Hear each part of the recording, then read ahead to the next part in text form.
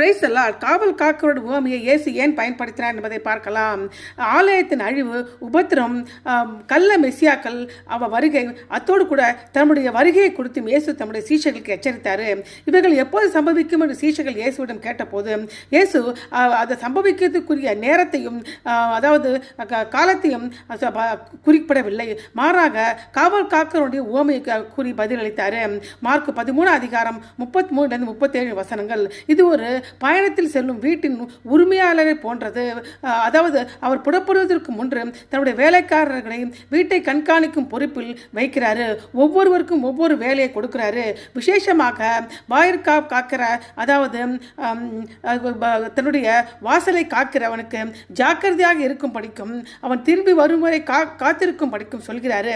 வீட்டில் உரிமையாளர் எப்போது திரும்பி வருவார் என்பது யாருக்கும் தெரியாது என்பதால் மாலையில், நள்ளிரவில் அல்லது அதிகாலையில் எப்பொழுது வேணா இருக்கலாம். அதனால் எல்லோரும் விழித்திருந்து தயாராக இருக்க வேண்டும்.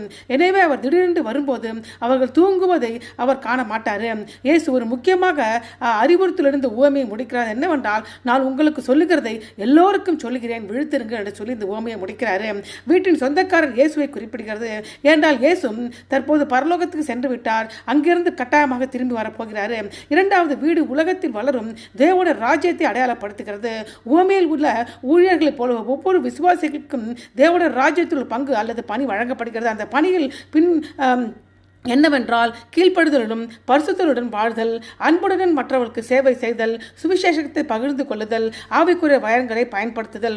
மூன்றாவது, பண்டைய உலகில் வாயிற்காவலர்கள் நுழைவாயிலை காப்பார்கள், ஆபத்து அல்லது விருந்தாளிகளை கண்காணிப்பார்கள், வீட்டுக்குள் நுழைவதை கட்டுப்படுத்துவார்கள். வாயிற்காவலருக்கு ஒரு முக்கியமான பங்கு இருக்கிறது. விழித்திருந்து எஜமான் திரும்பி வருவதற்காக விழித்திருக்க வேண்டும். அவர் உண்மையான சீஷத்துவத்தை பிரதிநிதித்துவம் செய்கிறார். இந்த உவமையில் முக்கிய செய்தி என்னவென்றால் விழித்திருக்க வேண்டும். ஏனென்றால் அந்த நாளையும் அந்த நாழிகையும் பிதா ஒருவர் தர மற்றொருவர் அறிய மாட்டாங்க. பரலோகத்தில் தூதர்கள் அறிய மாட்டாங்க. குமாரர் குறி அறிய மாட்டாரு. ஆகவே நாம் ஆவிக்குரிய ரீதியில் சோம்பரிகளாகவோ அல்லது உலகத்தால் திசைத்திருக்கப்படாமலோ விழிப்புடன் இருப்போமாக. இயேசு எந்த நேரத்தில் திரும்பி வருவார். எனவே நாம் ஆயத்தத்துடன், நம்பிக்கையுடனும் பரிசுத்தத்துடனும் நம்முடைய வாழ்க்கையை வாழ்வோமாக.